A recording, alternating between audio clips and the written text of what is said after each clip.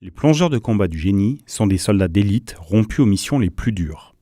Le 31e régiment du génie organise, pour certains de ses militaires motivés par cette spécialité, des pré-tests d'entrée aux sélections nationales. Quasiment chaque année, on organise des présélections régimentaires. Donc on calque nos présélections régimentaires à celles qui sont nationales. Donc on a commencé par des tests SNEC, couplés à du renforcement musculaire. Après on est parti sur le test VAM-EVAL, donc pour étudier notre vitesse maximale en aérobie. Après on est parti sur le domaine aquatique.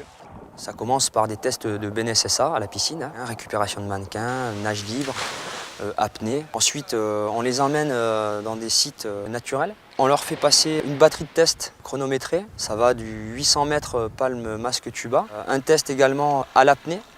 Un test de récupération de mannequins.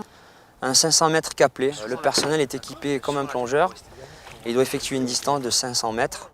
Toutes les épreuves se sont enchaînées. À chaque fois, le soir, on a eu des marches, histoire de nous mettre bien en état de fatigue pour après, ensuite, la journée, passer différentes épreuves. On les fait marcher, on leur fait faire de la CO, du kayak, des tas de trucs qui nous permettent de voir si on a quelqu'un qui veut aller au-delà de ce qu'il peut faire. Il nous faut des gens autonomes, endurants, avec de belles qualités humaines. Une fois qu'on l'a récupéré et qu'il a réussi ses présélections nationales, on l'inscrit à toute une succession de stages qui va le qualifier plongeur de combat du génie. À l'issue des présélections, si tout se passe bien, je devrais intégrer l'équipe des PCG du 31 et me préparer en vue des sélections nationales qui se font à Saint-Mandrier.